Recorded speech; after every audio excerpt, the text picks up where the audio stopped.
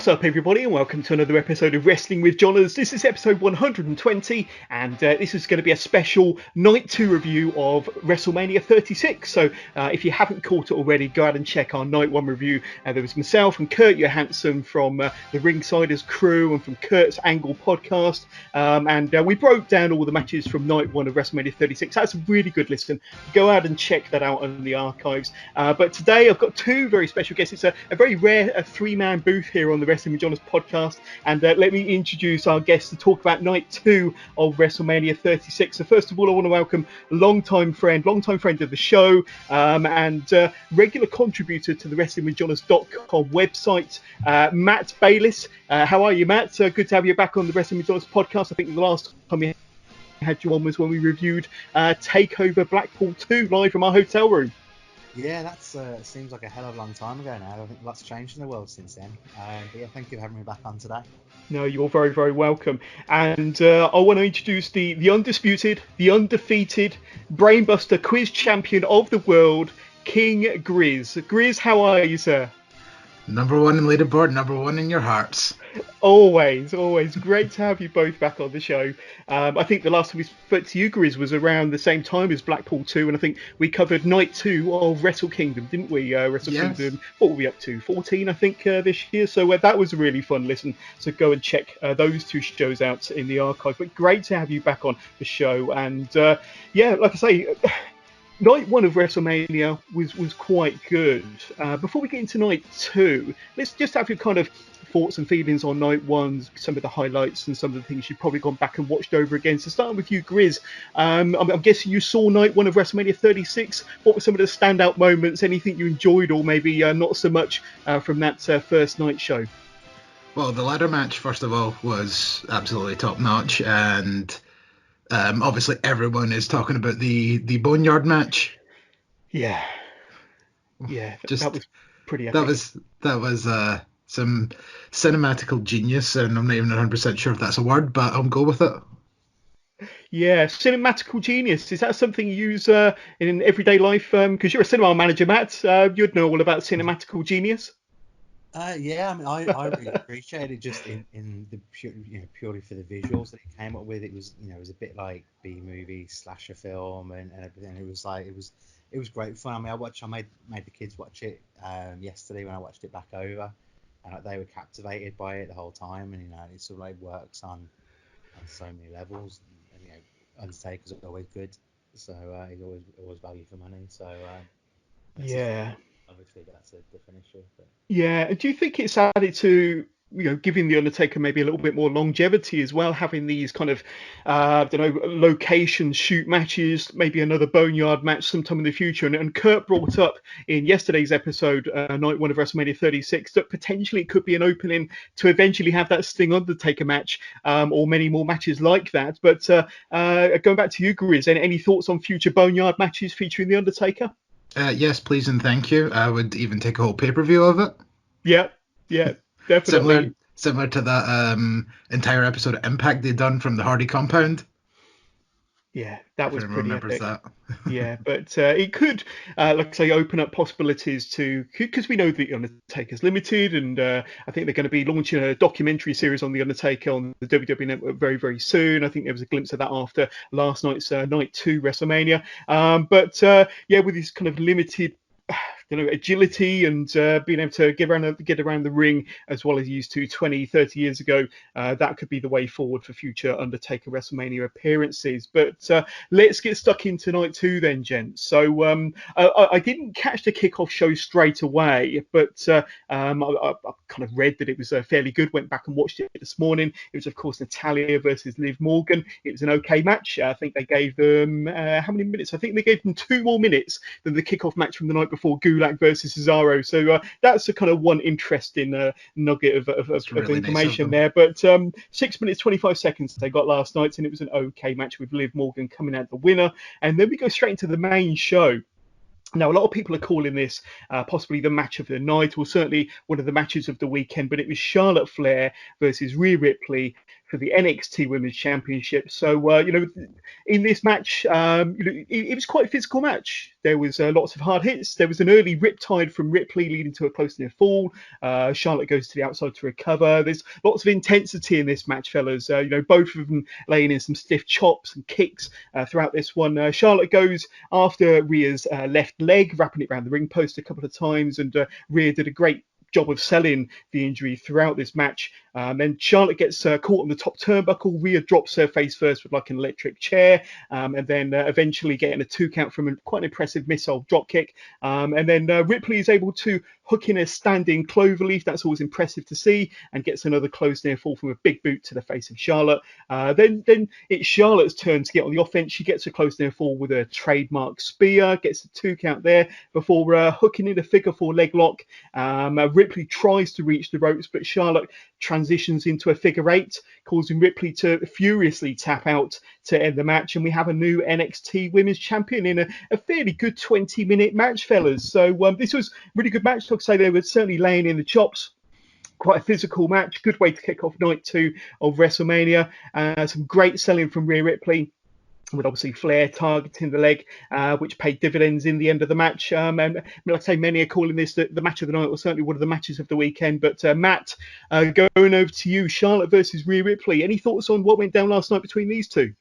Yeah, I really liked it. I was quite surprised that it opened the show, to be honest. I think it probably could have or should have deserved to be higher up the cards. But in terms of setting the standard and getting off on the right foot, it was really good. It was really hard hitting, and I think it made it really obvious that there was no audience there. That in fact you could hear every chop, every scream. I had to turn the volume down on my TV because I wasn't sure what the neighbours would think I was watching. Yeah, no, it was really really good match, really hard hitting match. A little bit disappointed with the outcome, but obviously that does open up a lot of different avenues that they can go down moving forwards now, though. So hopefully that'll be good for the NXT Women's title going forwards. Yeah, so Griz, as Matt mentioned there, it kind of kicked off the show last night for the main card. You've got to feel bad for Rhea, to be honest with you. There could be future rematches down the line. Of course, Rhea Ripley is a regular fixture on NXT, but she had a great 2019, winning the championship in December, that very memorable moment on that episode of NXT, and going into this match, kind of a real kind of hot commodity, and probably as hot as she's ever been, and then she kind of loses to Charlotte, and you're going to have Charlotte as the new NXT champion. Give us your thoughts on the match and kind of how you feel about Charlotte being the champion of NXT. Well, I think you know what I'm probably going to say before I say it. The match was great, but again, the result was just really, again, kind of like what everybody thought when Charlotte won the Royal Rumble, and then everyone was like, oh, well, here we go, it's Charlotte wins everything again. Yeah. But yeah, to kind of continue on what you were saying, it is kind of heartbreaking for Rhea Ripley, though, the fact that she has had a great 2019 going into 2020. She was going to make her WrestleMania debut, and it was meant to be in front of 100,000 fans, and then sadly it ends up being in the Performance Centre in front of nobody.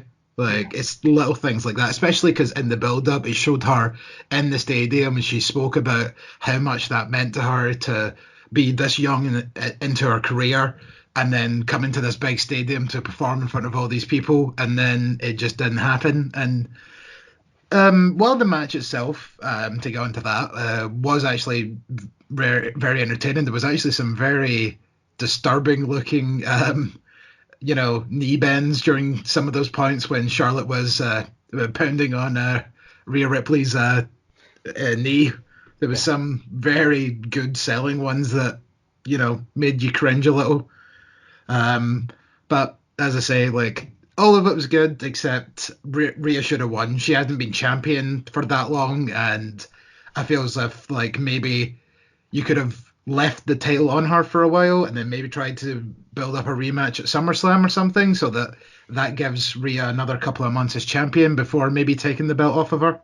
Yeah, it does take away a little bit of her shine, doesn't it? Or quite a lot of her shine, to be honest with you. And you would think, they've gone this far to build in Rhea up. They could have gone one or two steps further by making her an even bigger star, an even bigger name, by putting her over against Charlotte at WrestleMania, and then continuing her run, and then having Charlotte chase for the title again, having that big rematch in front of a crowd, possibly at SummerSlam. But then, from a business standpoint, they possibly did it to get more eyes on the NXT product on Wednesday nights by having Charlotte there regularly.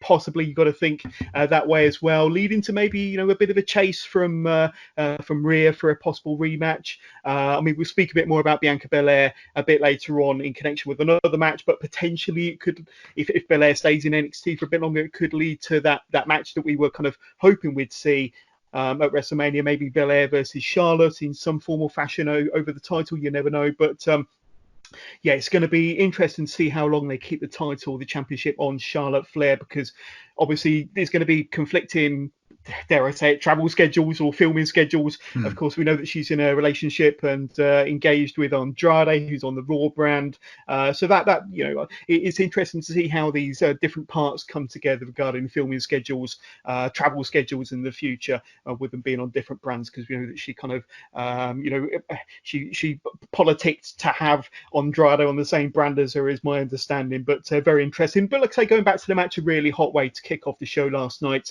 And I like the stiffness of it, and something going back to what Matt said, and I said this with Kurt yesterday, was that not having any fans there, as kind of gutting as that is, it does add a bit more to the match in terms of, the noises you hear, the slaps and the punches, the connections of the moves, and the kind of reactions of the wrestlers. And as we saw on night one, Seth Rollins and the selling and the way he sold, that dive from the WrestleMania sign through the table, and the way that he was, genuinely sounded like he couldn't breathe. He was struggling to catch his breath, and that may well have been the case, but they certainly continued through to a conclusion there. But I think it's adding to the intensity of the drama and the action, just being able to hear a lot more of the action around the ringside area. But let's move on to match number 2 then. Aleister Black versus Bobby Lashley. So I was slightly intrigued by this match going into it, especially when you consider Lashley's MMA history and Black's martial arts expertise. The problem is that Bobby Lashley has been made into someone you can't really take seriously because of his storyline relationship with Lana, and we'll talk more about Lana in a minute. But early on, Aleister Black misses a moonsault to the outside. Bobby Lashley drops Black with an overhead throw onto the floor. Lashley then dominated with some power moves, but Black recovers with his pace and agility, eventually managing to hit the moonsault from the turnbuckles to the outside. However, just as Lashley is about to put Black away with his finisher, I think it's called the Dominator, Lana, she demands that Lashley uses the spear instead, and Black catches Bobby Lashley mid-run with a black mass upside the head for the 1, 2, 3. So the right ending, the right person won. I was happy to see Aleister Black on a WrestleMania card in a featured match, albeit with no crowd and no real atmosphere. But I suppose it is what it is, and a win for Aleister Black. But starting with you, Griz, any thoughts on this one? Well, yeah, it wasn't bad considering the fact that there was absolutely no build-up to it whatsoever. I believe it was purely because Lashley had to self-isolate before WrestleMania, so there wasn't really any way that Lashley could get involved to start a feud, but they decided to just continue with the match anyway.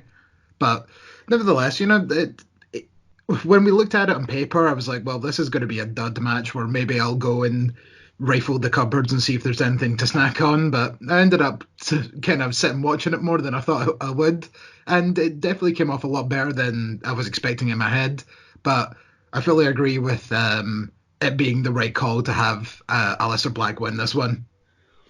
Yeah, and like I say, it could be the beginnings of the end of that horrible relationship between Lana and Lashley, of course, and give Bobby Lashley something serious to focus on. But Matt, did you enjoy this match? And I've got to say, Lana looked pretty good on the outside, kind of whatever she was wearing, and she's now a brunette, so a little bit of a change in appearance for her. But any thoughts on this, or maybe Lana? Not so much on Lana, to be honest. I always have thoughts of Lana. She's too annoying, I think, to pay much attention to. Yeah, I agree with what Griz said though. Is like with no build and sort of storyline to it, it was a bit of a strange match. But it's a different challenge for Aleister Black as well, going against a bigger guy. And like probably my main takeaway from it was that Lashley was wearing full length trunks instead of his wedgie smugglers that he normally wears. And so, Yeah, they looked weird. Do you know what they kind of looked like? They kind of looked like Leo Rush's old gear. see, I was thinking he had more of a Ron Simmons sort of look by Damn. wearing the long tights. So and if that's something, if that's the way they wanted to go with him, then that's potentially good for his future. So. And Lashley uses Ron Simmons' old finisher, the Dominator. An idea, so it could be something they pick up and run with. So Yeah, but like I say, more importantly, it was a win for Aleister Black. Picked up a WrestleMania win. Of course, he made his WrestleMania debut alongside Ricochet last year. I think I said this in the preview show with Lexi Helms on Friday, that skipping 12 months ahead, it'll be nice to see Aleister Black in a featured match, possibly with a title on the line. They've obviously quite high on Aleister Black. We know that he's a talent. We know he's got a great look, a great presence. I'm not quite sure about his kind of promo ability or whether they're particularly captivating or engaging, but certainly in the ring he can do the biz, and I think they like the look of him. So would be surprised if he's further up the card. WrestleMania 37. I do appreciate the fact that they have stopped having him do those come and knock on my door promos, because those you're right, were not captivating whatsoever, and it just kind of made him look dumb, if anything. Yeah, they need to work on that aspect of his character. But the longer he stays with Paul Heyman backstage, the better, I suppose. But Paul Heyman is definitely a big fan of Aleister Black. And then we had an advertisement for the next pay-per-view, believe it or not, Money in the Bank, which is scheduled to take place on May the 10th, I think it said. But looks like they're still planning to go ahead with the pay-per-views in front of a crowd or no crowd. I'm guessing that by May the 10th, things wouldn't have changed too much. So it looks like they're, getting WrestleMania out of the way. Future kind of Raws and SmackDowns are going to be focusing on the next pay-per-view in the build to Money in the Bank, which will probably be, a kind of a closed set, no fans, almost certainly emanated from the Performance Centre. So that'd be interesting to see what happens there. And then we get to Rob Gronkowski, the host of WrestleMania, saying how he wants to win the 24/7 championship by the end of the night. And then on to the next match then, guys. So a match I was particularly looking forward to, I've got to say. I've enjoyed the storyline of the build, and one particular individual has been tugging at my heartstrings, but it's Otis Dozovic, of course, going up against Dolph Ziggler. So besides in my opinion, besides the Edge and Orton match, this is the match that's had the best storyline, the best build, and it's as it transpired on Friday night SmackDown, it was Sonya Deville who was behind all the text messages that caused Otis to miss his Valentine's date with Mandy. What a cow. But Dolph came to the ring with Sonya Deville. Dolph is the aggressor to start this match. That wasn't until Otis starts to rub his belly to get all psyched up and then starts to throw Dolph around the ring. So, Griz, I've got to ask you, when you want to get psyched up for a fight or you want to get into something, do you start rubbing your belly? Is that a sign is that something that we need to all start doing to kind of get more hyped for the action, possibly? Oh, absolutely. Like that's how I wake up every day to get prepared for work. I just taps off, rub the old belly to get myself psyched up, and then get myself dressed and get to work. There we go. But Dolph was bumping all day long for Otis, and that's exactly what he was there to do. But Otis delivers the trash compactor, but after a distraction from Sonya, Dolph comes and hits him with a low blow from behind. Then we get Mandy. She comes out to the ring. She slaps the taste out of Sonya Deville. Mandy then nails Dolph with a low blow of her own. Otis then drops the caterpillar and the big elbow, and then pins Dolph Ziggler to not only win the match, but he wins the girl, and he gets a big old sloppy kiss to cap things off. This was a great storyline, a really fun build, a fun story, and a fun ending. But what more could we possibly wish for apart from having arena full of fans to appreciate the payoff at the end? But a lot of fun, nothing to take too seriously, but I'm kind of into Otis. I think he's a great character. And Matt, starting with you, did you enjoy the action and the kind of storyline and the booking of this one? Yeah, I think the whole storyline for this has been really good because it's gone on for a long time, and they've kind of like ticked it over and kind of kept you guessing a little bit about what's going to happen and everything. And I totally agree that it definitely deserved an arena full of people to react to him sort of like picking Mandy up at the end. But I enjoyed it. It was a tidy little match. Didn't really do anything that special. But the payoff for the storyline was there, which was the main thing really, and that's what Mania is meant to be about. Absolutely. But Griz, give us your thoughts on this one. Well, at the end of the match, let's just say if this happened in front of a Scottish crowd, there would be a different chant. It would probably be the chant of "Get her pumped." But if this was in front of the WrestleMania crowd, you know for a fact that during that kind of stall of Mandy being in Otis's arms, there would obviously be the chant of "Kiss, kiss, kiss, kiss, kiss." Yeah, and absolutely. Other than going to see the 80s band, that'll probably be the only time you will hear that amount of people chanting that word. But I was thoroughly entertained, and Dolph Ziggler was the perfect foil to bounce around for Otis, and I thought that two of them played their roles very, very well and definitely delivered. But fun match, fun storyline. Be interesting to see where they go with this one. Obviously, you're going to have maybe a little bit of a conflict, a bit of a feud between Sonya and Mandy, and maybe a little bit of a continuation between Otis and Dolph, maybe adding Tucker and Bobby Roode to have a good series of tag matches. I'm looking forward to the day when they put the tag titles on Heavy Machinery. But there we go. But another match. Or there could be the alternative, though. Sorry. There could be the alternative, though, where Mandy might end up getting in between Heavy Machinery, and then it might start the divide of Otis needs to pick the girl, the team. No, Ooh. No, don't say that. Don't want to see Tucker and Otis feuding. That's just. but you're right. But I don't know if the WWE writers are kind of clever enough to kind of think that far ahead, or maybe kind of book it that way. You never know, though. They do like to split their tag teams up, don't they? They do like to split their tag teams up. And plus, considering how over Otis is now, like they might see Tucker as the dead weight. Yeah, definitely. I mean, that's just playing devil's advocate, obviously. There we go.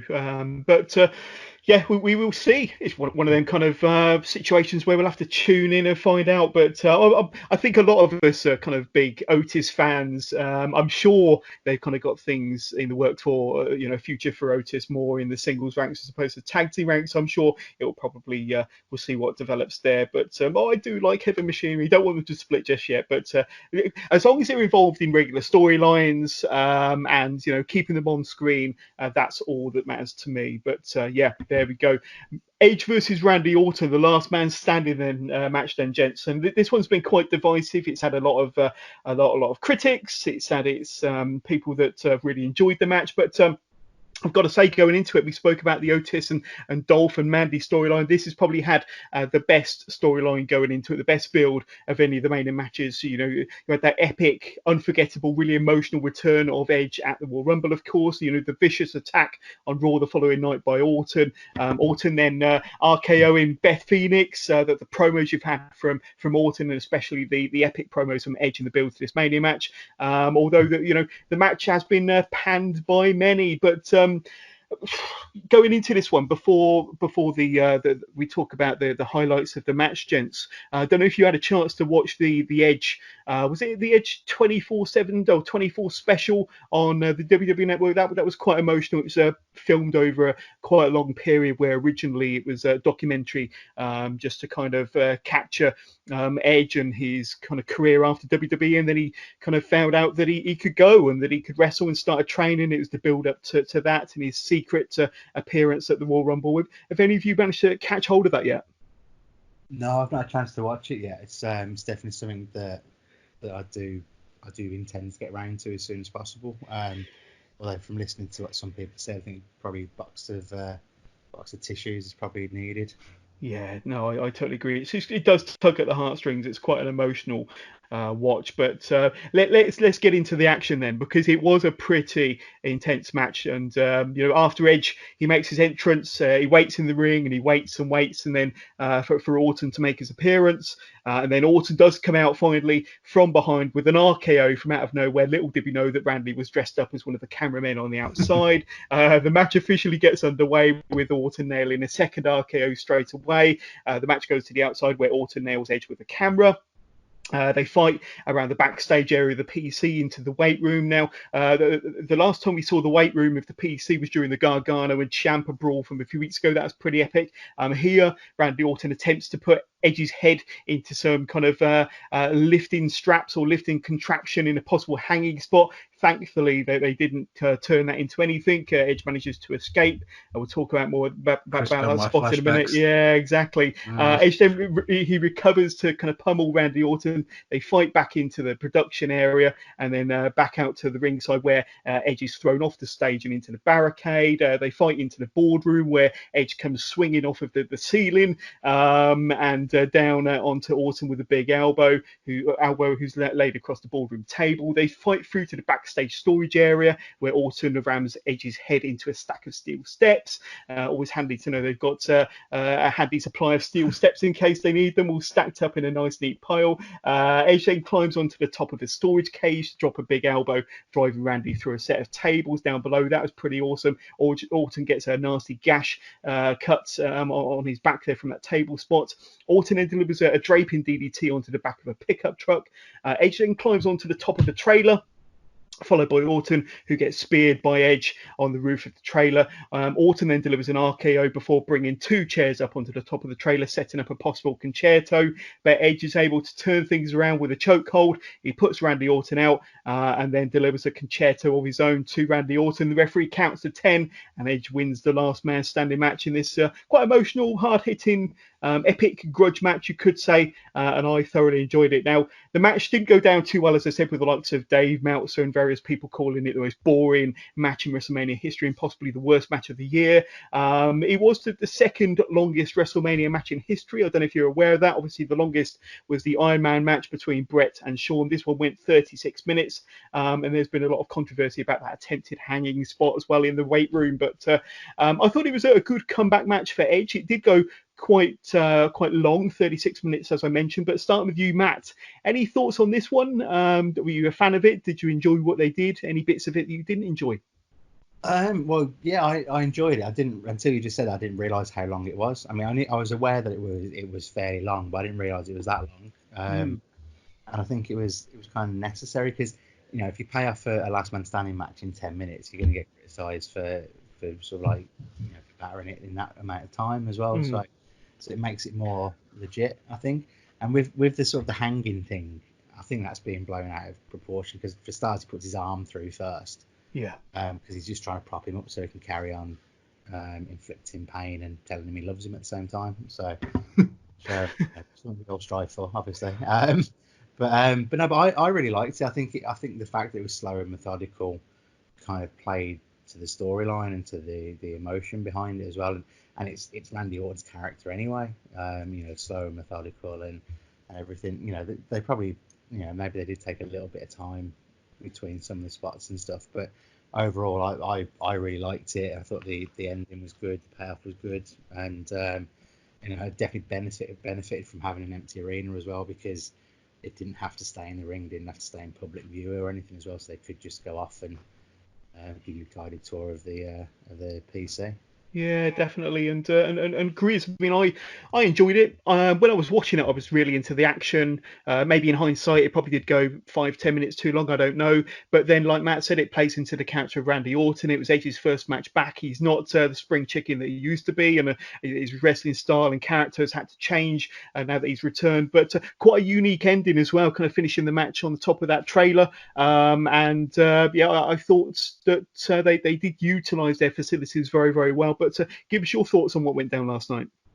Absolutely. Like, I completely agree with you. Like, I really enjoyed the match as well, and it didn't seem as if it went that long when watching it. And I think people saying that it was one of the worst and one of the most boring matches in WrestleMania history is blowing that way out of proportion, because we got to see Bret Hart versus Vince McMahon in a match where Bret Hart was so tired that he needed to have a seat in the middle of the match. Yeah.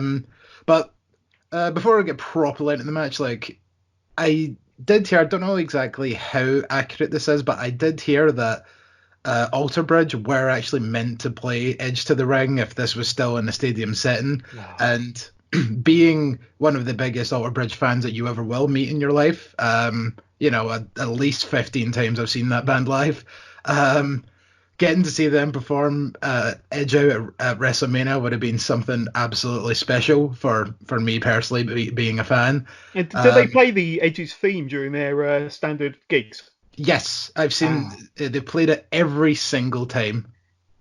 Brilliant, absolutely brilliant. I'd love to see, and like I say, no doubt Edge is hanging around. He's kind of he's got the bit between his teeth now, and I'm sure there's going to be many more matches. He's not going to be a weekly fixture on our TV screens, but I'm sure he'll be popping up at the big pay-per-view. So I'm sure there's going to be opportunities in the future for that live performance to happen. But give us your thoughts on some of the spots and how it ended on top of that trailer. Well, like what Matt said. The fact that there was no crowd did actually make the match much more unique because it didn't need to be constantly in front of a crowd. And it made for unique spots like the weird Edge monkey spot where he hanged off the top of the boardroom, which for some reason has bits of steel cage attached to the roof. But less said about that, the better. But you wouldn't have got stuff like that in this kind of match if it was in a stadium. Like I would agree. I don't think they probably would have left like the ringside area, or if they went backstage, it probably wouldn't be for a prolonged period of time. But I don't know. I quite like the fact that it almost gave you a tour of the Performance Centre as well, which is always something that I've been very interested in seeing more of. Yeah. And yeah, they obviously it had to end the way it had to end, with the Concerto of Revenge, and Edge dropping, I assume, like an F-bomb or something as well to really show that passion, and also with the look on his face of just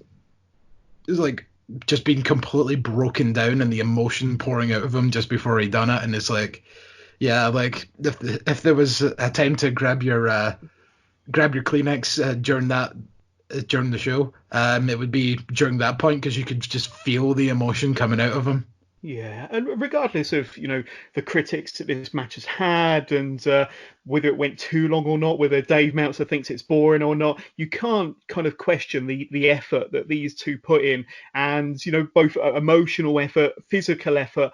They really did kind of deliver, and you could tell that they were putting everything in their soul into this one, which can't be faulted at all. I thoroughly enjoyed it. I think the two of you really enjoyed it, and I think if this was in front of an arena full of fans, 80,000 in the Raymond James Stadium, you wouldn't have had the Boneyard match that we had the night before. You wouldn't have had the Firefly Funhouse match. You wouldn't have had this match potentially. It would have all been kind of contained within the ring. And yes, I'm sure that would have been preferable to the majority of us. But what we did get instead was very, very memorable, and it gave them an opportunity to experiment, to do things outside of the norm. So I really appreciate this match. It's definitely one that I'm going to go back and watch again when I get 36 minutes spare time. But there we go. Let's move on to the next match, and it was for the Raw Tag Team Championships then, guys. So it was Angel Garza and Austin Theory. Austin Theory, obviously a last-minute replacement for Andrade, who was suffering some kind of injury from a previous match, going up against the Street Profits. So this was an okay match. All four competitors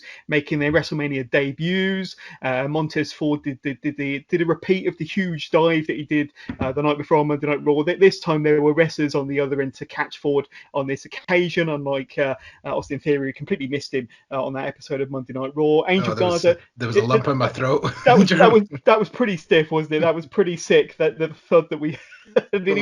He was so kind of hyped, shouting WrestleMania and doing his Ultimate Warrior thing before he nearly committed suicide over the top rope there. But fortunately on this occasion there were people there to catch him. Angel Garza nails a pretty sweet moonsault. Austin Theory hits his TKO finisher, but as he was covering Dawkins, Montez Ford comes off the top rope with his legendary huge frog splash onto Theory before pulling Dawkins onto Theory for the win and to retain the championship. So after the match we had Zelina Vega, Garza and Theory. They came back to attack the Profits, to attack the babyfaces, only for Bianca Belair to make the save. She came out.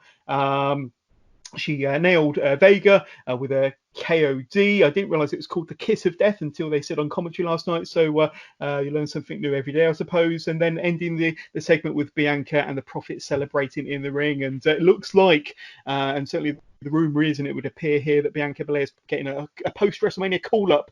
Where we spoke earlier about a potential match for the NXT title, Charlotte versus Bianca. Unless they're going to do it on a future pay-per-view on an episode of Raw, it looks like Bianca is now part of the main roster up on Monday Night Raw. So Griz, it was a fairly short match. It was fairly action-packed. It was nice to see all four of them get their WrestleMania debuts, and then Bianca Belair show up at the very end there. But give us your thoughts on this one, my friend. Yeah, it was another not bad match. It is quite just interesting when you kind of watch the story of how Austin Theory, who's only been in NXT about 6 times maybe in his whole career, just went from wrestling Tyler Breeze to you're on WrestleMania now. Yeah. And as good as the talent he is, he hasn't won a match yet, not on NXT or main roster. I don't think he's been involved in on the winning side at all. And we know he's going to be a future champion of one sort or another. And myself and Matt actually was lucky enough to see Austin Theory against Trent Seven at a Progress show in Birmingham last March. That was pretty good. I think he lost in that match as well, from what I understand. But a hell of a talent, got a great look. So I'm sure he'll do very well. But any other thoughts on this one then, Griz? I mean, Bianca Belair is what it is. I personally am not actually a fan of hers, but like any extra bodies in the Raw Women's division, I suppose, is nothing but a good thing, regardless of what you want to say about her. I know that you're quite the fan of her, but yeah, it's just especially after to harp back on Saturday's show, the Shayna Becky match didn't really go over that well, and so I get the feeling that maybe they might already be done with Shayna Baszler. So maybe Bianca, they're bringing her up purposely to maybe continue on, and maybe in Shayna's place in the future. Yeah, I've got the same worries about Shayna, to be honest with you. But Matt, any thoughts on this tag title match that took place last night? Yeah, it was just good, fun match, really. I think I'd never anticipated the titles changing hands, especially because the opponents changed several times across the week. But there's a few decent spots in it. I like the Street Profits; they're good fun. And then like Angel Garza is definitely one for the future. And Montez Ford really as well. I think imagine a few years down the line the two of them in big high profile singles matches or facing each other at WrestleMania could be something pretty special, because they're both phenomenal talents. They've got really good characters as well. So I'd like to see them go far. And I think sort of like with Garza's moonsaults and then the frog splash as well from Montez Ford, it's like really impressive, high impact. They look perfect for the cameras as well. So but yeah, it was good. I mean, Bianca, I'm probably in the middle of you two on Bianca Belair. I think when she had a title shot against Baszler, was it last year or a bit longer ago than that? And there's a bit of criticism that she wasn't ready and stuff like that, and I definitely agree with that at the time. But my opinion is changing. I don't think she's a finished article yet, but I like her a lot more now than I did sort of 12 months ago. So hopefully getting on the main roster is going to do us some good. Yeah, and Montez Ford, he's such an amazing talent. I mean, we talk about Mojo Rawley and how hyped he gets, but Montez Ford, he's just in a different category altogether in the way he shakes the ropes and does his tremendous dives, and kind of reminding us that we're in WrestleMania season, everybody, when in actual fact it was actually WrestleMania. So that goes to show how long ago that match was recorded, that it hadn't quite twigged that he was wrestling on a WrestleMania. But a thoroughly entertaining match. The right choice as far as the winners were concerned. It was a bit of a makeshift team on the other side. It's a bit of a storyline development with Bianca coming out and confronting Zelina. Be interesting to see what happens between those two. And then a match that I know that Mr. Bayliss, Matt, you were particularly looking forward to for one certain individual. I'm sure it was your second wife, Bayley, going up against Tamina, Naomi, Sasha Banks, and Lacey Evans for the SmackDown Women's Championships. So, Matt, I'll just hand it over to you. You can talk for 10 minutes about Bayley if you want to. Your second wife? I didn't realise there were 4 other people. To be honest, I think it was just Bayley wandering around for that. It was those matches are always a bit of a potential to be a bit of a mess. but it had Bailey in it, so it's fine. So it's like 7.5 stars on the Meltzer scale. I don't know what Tamina's doing in WWE. Yeah, it'd probably be 8 stars if Tamina wasn't in this match. Yeah, definitely. I mean, when she's going around trying to pin people and she's leaning on the ropes and the ref has to tell her that she can't lean on the ropes. Oh yeah.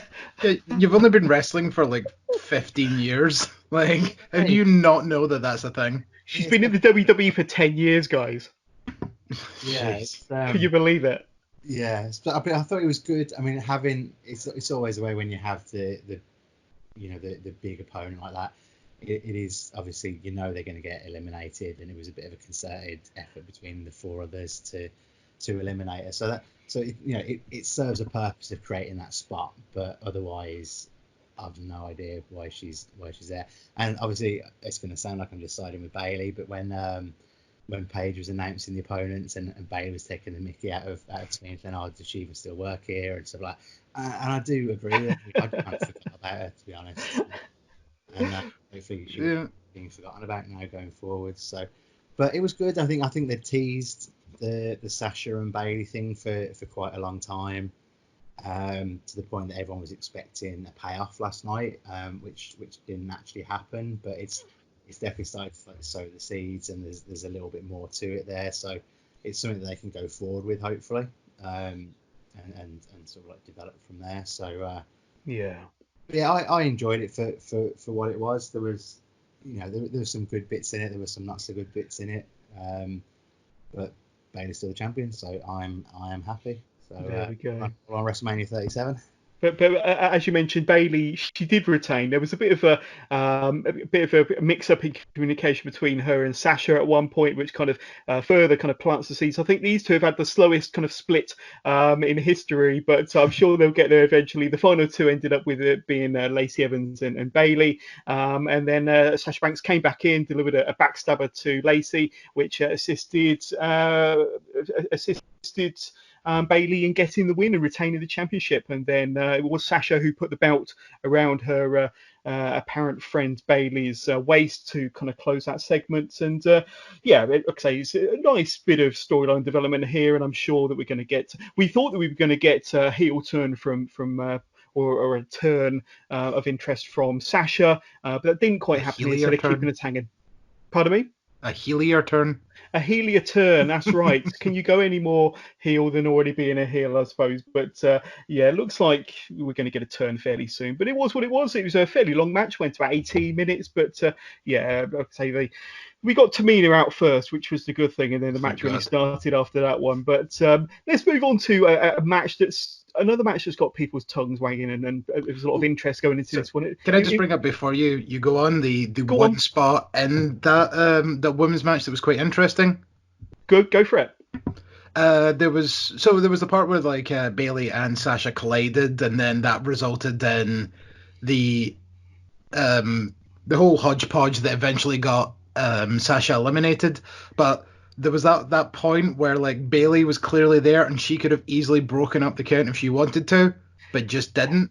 Yeah, she kind of just looked on, and so I'm sure that'll be replayed on our screens this week, just to kind of remind us of that fact. And I'm sure Sasha will have a few words to say about that. But thanks for kind of clearing that point up. There was that segment in there that I neglected to mention. But let's talk about the Firefly Funhouse then, guys. This was a match unlike any that I've seen before. John Cena versus The Fiend. It was kind of like filmed in a bit of a dream sequence, or maybe a nightmare sequence for John Cena anyway. But John Cena, who made his entrance, looked a bit like a doofus standing there on the WrestleMania stage. Then he was transported to Firefly Funhouse, where he was told that he was going to take a deep look at who John Cena really is, and to take on his most dangerous opponent himself. You had Firefly Funhouse McMahon, Mr. McMahon, asking Cena if he had enough ruthless aggression to reach for the stars like never before. Cena then comes out as the 2002 John Cena at the start of the ruthless aggression era, of course, just as he did when he made his debut against Kurt Angle all them years ago. Bray even pulled out a line from the Bella Twins theme music, which I thought thought was quite good. I popped when I heard that. Little bit of a dig at Cena's past there, or past relationships anyway. We went back to the mid-'80s in like a Saturday night's main event parody behind an old blue steel cage where Cena apparently kind of was unable to use his arms after doing some weights. We then get transported back to the Doctor of Thugonomics area, cutting a rap on Bray about wasted chances. Bray then tells Cena that he, meaning Cena, has had the unlimited chances and opportunities, and that he's been nothing but a bully. Bray knocks Cena out with a chain wrapped around his fist. Then we get transported back to WrestleMania 34, and around the time when these two were feuding back in 2014, where many people believe that Cena buried Bray, and it was kind of the start of the fall of the Wyatt family when they were at their heights back in 2014. And we then go back to the Attitude Era with Bray portraying like an Eric Bischoff in a parody of the NWO back in the Nitro days. Cena starts to beat down Bray, and then Cena realizes that he's hitting Husky Harris to not Husky Harris, but Huskers to pig before the Fiend finally shows up and drops Cena with the Sister Abigail, and then the Mandible Claw with Funhouse Bray counting to 3 and a win for the Fiends. This segment ends with a close-up of the Fiends telling us to let him in. This was a really quite amazing, imaginative segment. Pretty much everything we wanted it to be, really, but I'm sure we couldn't really have thought about the things that we'd seen until we actually saw it. It was quite imaginative, definitely from the brain of Bray Wyatt, of course, getting his win back after 6 years ago, I suppose. But Griz, start with yourself. Crikey, this was quite an interesting match. Certainly not one that they could have played out in a ring, of course, but it plays in perfectly to the Bray Wyatt character, the Fiend character, and the whole Firefly Funhouse stuff. Give us your thoughts on what went down here. Where to start? Exactly. Well, it felt like had I not been watching this with other people, online, by the way, social distancing and all that malarkey, I would have thought that I'd accidentally just done LSD for about the 20 minutes, or it wasn't even 20 minutes, it was less than that. Yeah. But yeah, because it just kept switching. Like, I liked all the John Cena stuff where it was like Bray Wyatt cutting the Kurt Angle promo, and then John Cena coming out in his old gear. Although that hair looks horrendous. And then, but the only things I didn't get was, like, I didn't get the NWO parody thing. Like, why was that there? I think, and I've heard this through a couple of podcasts that I've heard already today, but I think it was in relation to Hogan turning heel back in WCW, and the fact that John Cena never did turn heel like Hogan did when he had the opportunity to in WWE. Right. So I think it was in relation to that, and trying to add in a bit of a Hogan NWO reference there. Right. Because that kind of makes a wee bit more sense now.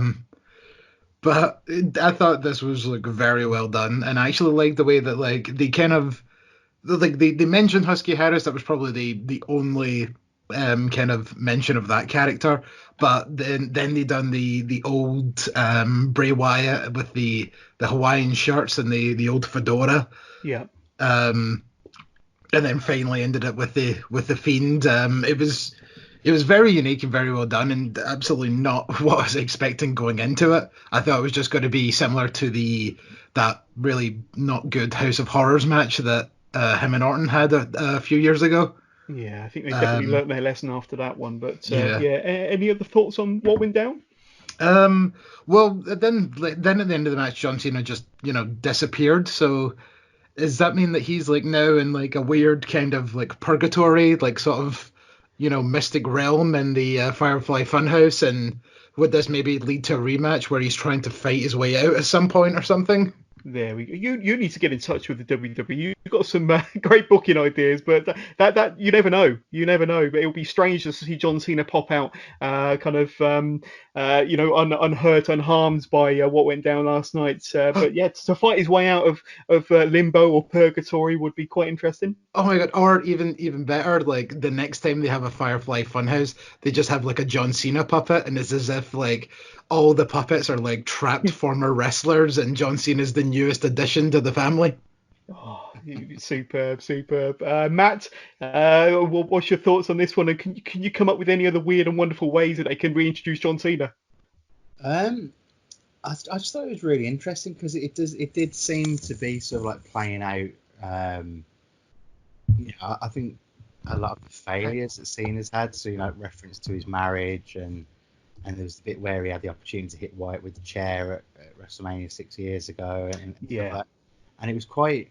I mean, I know obviously in the Ruthless Aggression documentary series on the network, like Cena sort of admits about how like the Attitude, Ruthless Aggression Cena was a failure and he nearly lost his job. But then a lot of the other stuff as well is it plays out quite personal to Cena. So I totally agree that the whole thing is Bray Wyatt's like brainchild and everything, but obviously he must have had some buy-in from Cena to take the path they did. So, but yeah, it could be anything, couldn't it? I think having a Cena puppet would be amazing. And I hadn't crossed my mind until now that's what I want to happen, and if it doesn't happen, I'll be bitterly disappointed. So, agreed. But it was just weird and brilliant and funny and everything all rolled into one. Yeah, it wasn't a match. I don't think anybody could really kind of call it a match. It was just like a dream sequence, and totally different to what any of us could have imagined it would be. But it definitely delivered with what it was, and I did enjoy it. I liked all the little digs at Cena and how he has been kind of like top dog for so many years, almost certainly burying people like the Nexus and the Wyatt family, Bray Wyatt and various others, and never did do that turn heel, that heel turn that we was all hoping for a few years ago. But no, very very good, and one that you kind of will have to watch back a few extra times just to get it around your head. But very very interesting. Very interesting. It's getting a lot of mixed reviews out there online as well, but I definitely enjoyed it. But that takes us nicely to the main event then, guys. So Brock Lesnar versus Drew McIntyre for the WWE Championship of the World. This match was brief, but very, very impactful. We get a Claymore kick in the first few seconds of the match from Drew. We thought we was going to get kind of a bit of a Daniel Bryan WrestleMania 28 finish there, finishing in under 28 seconds or 18 seconds, whatever it was. But then Brock then throws McIntyre around the ring with a number of German suplexes before delivering his first F5, which McIntyre kicks out of on the one count. Brock then drops a second F5 and another kick out from Drew. Drew then wriggles out of a fourth, so I think there's a third F5. Drew wriggles out of a fourth F5, managing to connect with 3 more Claymore kicks. Drew pulls back on Brock's legs. The referee drops to his knees, counts to 3, and after 4 minutes and 26 seconds, we have a new WWE champion. So, guys, Drew McIntyre's quest after more than 10 years. He was told 10 years ago that he was the chosen one. He was told 10 years ago by Vince McMahon that he was a future world champion. That never happened. Drew had to kind of get fired, discover himself around the world in various companies, and then return to NXT and then WWE to eventually realize his dream of facing Brock Lesnar in the main event of WrestleMania for the World Championship. Not quite the scenario that he kind of had in mind all these years while trying to scratch and claw his way back into the company, but he's the first ever British-born WWE champion from your native country, Scotland, Griz. So I'm sure you're very proud, but I'm going to start with you, Griz. Your thoughts on what went down here? It's 4.5 minutes of German suplexes, F5s, and a few Claymore kicks, and then Drew McIntyre's the new champion. Oh, yeah. 2 days, 2 Scottish champions. Yes, Nikki Cross, of course, yeah. Of course. This match sucked. But the ending was excellent. The exact same thing you can kind of say about the Goldberg-Braun Strowman match. Yeah. This is why WWE needs to stop having part-timers with belts, especially ones that can't be bothered to go anymore. Because Goldberg, literally, both matches were, you could probably put them next to each other and they're almost identical. It's just, go for your finisher, go for your finisher, go for your finisher. Kick out. Oh, there's a whole bunch of finishers. Yay, it's over. But saying all that, I absolutely loved the result. I was proud as punch, as pretty much everybody on my Facebook feed is, because it absolutely blew up when he won. and you've seen the emotion pouring from him. So this was still a massive moment for him, regardless of if it was in front of nearly 100,000 people or in front of nobody. Yeah. But still, like I was happy overall. But it's just it does stick in the old craw that the match wasn't good, because part of the being happy about the victory is the match, and the match being 4 minutes is just like, really, that was it for your WrestleMania main event. It was very bittersweet. Yeah. If you get me. Yeah, definitely. But I mean, there were reports coming out of the tapings that Brock Lesnar wasn't a happy chappy during those 1 or 2 days of recording. Wanted to get out of there, so maybe they cut it short for him. But Brock Lesnar, he has done the job in terms of selling for Drew, whether it be the Royal Rumble, on the subsequent Raws, and then here at WrestleMania. So he has kind of fulfilled his part, you could say. But Matt, coming to you, any thoughts on what went down here? And obviously we're elated for Drew McIntyre. And now we've got a full-timer on the roster as a WWE champion. But any thoughts or emotions over what went down last night? Yeah, I agree with Chris, really. That was right result, good result, good outcome to it, but the match was just kind of redundant. Yeah. If you look at the matches that Lesnar's had in the last few years, with the exception of Daniel Bryan and AJ Styles, all his matches have been like this, and it's just pointless. It doesn't. It works as a one-off, like when they did the thing with Goldberg. It was like, it's something can match Impact to Impact and stuff like that, so it makes sense. But then just to repeatedly do it, even with like Seth Rollins beating him last year, that was a glorified squash match. So, so I think having, because I think we all know that Drew can put in a stellar performance, and then hopefully going forward, if he's given the right opponents, you could have some 20-30 minute main event title challenges then. Yeah. So I mean, I'm going to pose the question then, now that we've got a full-time champion on the Raw brand. Who do you think are the natural contenders to Drew now, with him being the champion? Anybody you'd like to see Drew go up against who could be a worthy challenger at a future pay-per-view against Drew McIntyre then? Matt?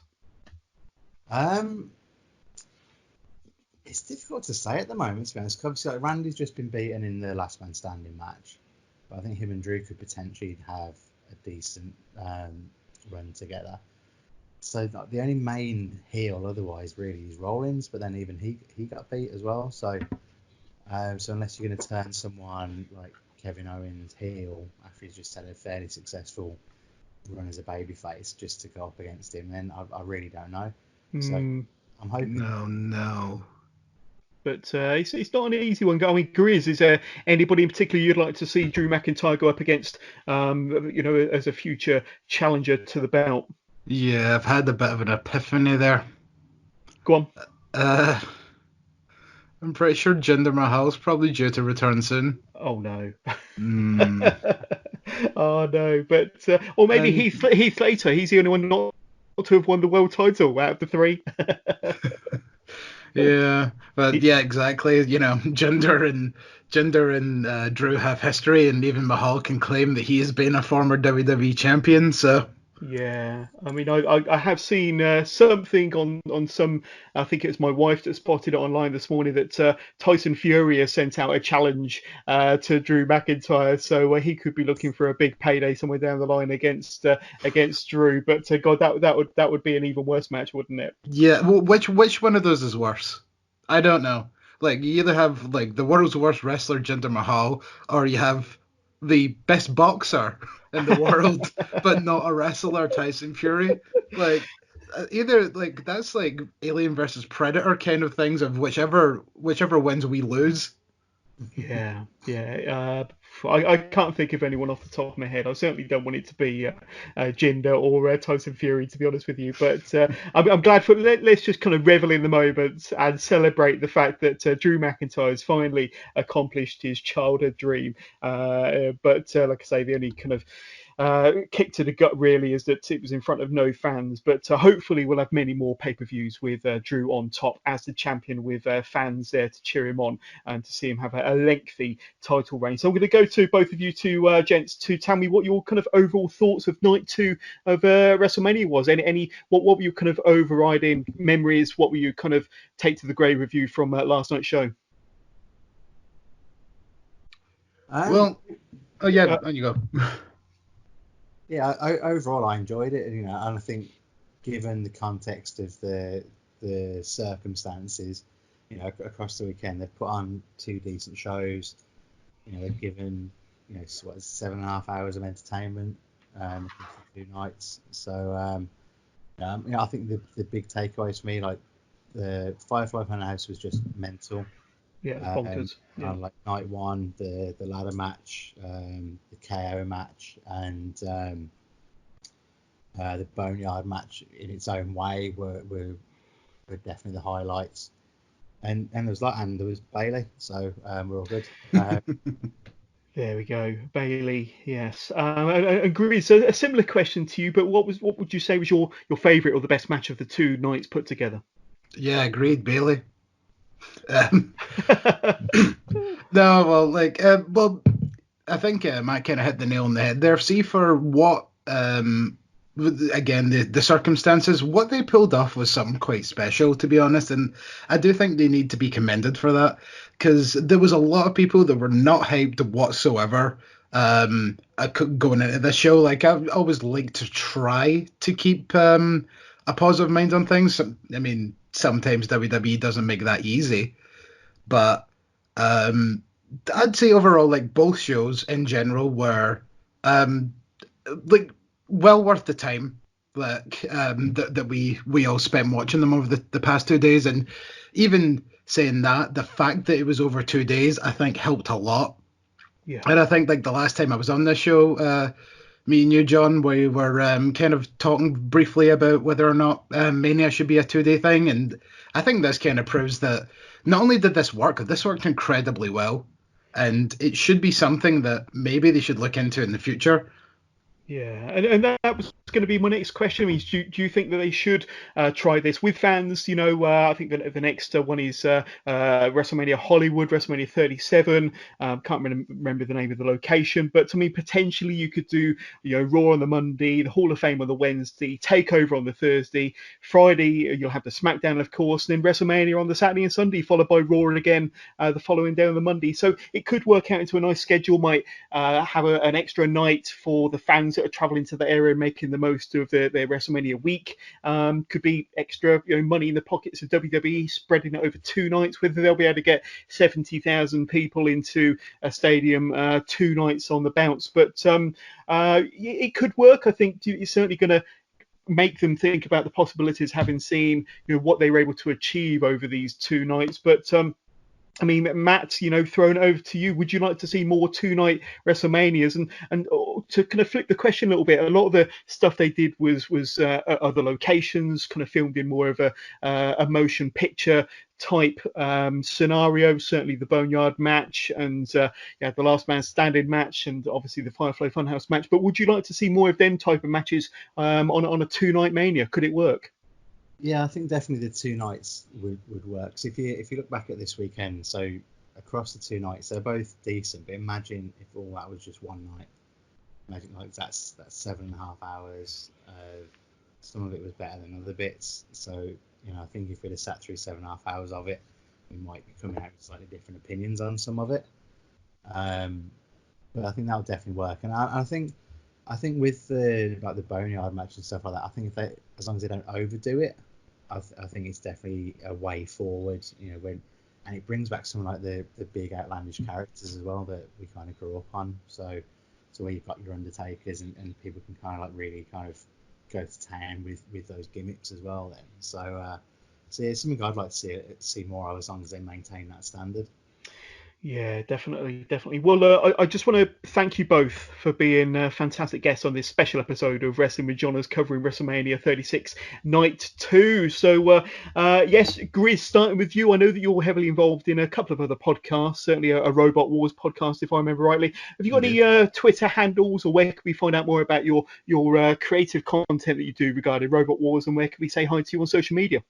Sure. Well, my social media is Juggalo Griz on Twitter, and my Robot Wars podcast is called Rise of the Robots. We have started from season 1, episode 1 of Robot Wars in the UK. We've also covered the first season of BattleBots in the US, and in a month there, all the other old school goings on and anything robot combat. We've got a massive grid that we have made to sort of set out all the seasons and what we're going to do, and we at least have like 36 seasons of robot combat. So needless to say, we're going to be about for a while, so hopefully you join us for the ride. And pretty much all of the robot combat that we talk about is available on YouTube, so if you ever need any reminding, like, feel free to go and watch the episode, then jump over the podcast and join me and my buddy Alan as we talk some robot combat. And it's called Rise of the Robots, is that right? That is correct. Excellent. We'll definitely be looking out for that, and I'll make sure that some of the description, some of the links are kind of added to the description of this episode, so we can just click into the description and check out what Griz is up to. And Matt, I know that you've got you're quite active on Twitter and on Facebook, and you're a regular on the wrestlingwithjohners.com webpage. But where can my listeners reach out to you, say hi, get to know more about your work? So the easiest place to follow me would be on Twitter. So it's at MattBaseRest01.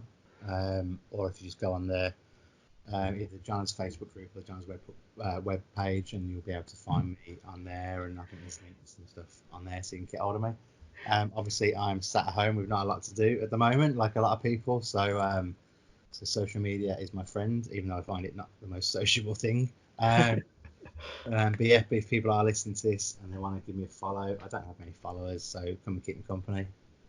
There we go. And we'll make sure that your Twitter handle is in the description as well, Matt. So thank you, Matt. Thank you, Griz, for being fantastic guests on the Wrestling with Johners podcast. Can't wait to get you both back on the podcast sometime in the future. And like I say, if we do talk a future WrestleMania, hopefully it's in front of fans, and we'll be able to talk about a bit more about the fireworks and the pageantry that we used to from WrestleMania, of course. But quite a unique show to cover, quite a unique 2 nights to cover. But yes, hopefully we'll be talking about more normal circumstances in the future. But thank you, gents. I really appreciate your help. So please keep it tuned to the Wrestling with Johners podcast. And if you've enjoyed listening to this episode, please don't forget to spread the word. Tell your friends and tell your family. Don't forget to press subscribe so you can be notified every time a new episode drops. And once again, a final thanks to Matt and a final thanks to Griz for being great guests. And let's see if anybody can knock Griz off the top of their brainbuster charts. It's got to happen one day. It's not happened so far, but I've got a lineup of contestants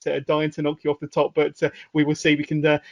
Griz is standing watching from afar with his cape flowing in the wind to see if there's any challengers to his throne. But thank you guys, really appreciate it. Thanks to everybody for listening, and we'll catch up with you all again soon.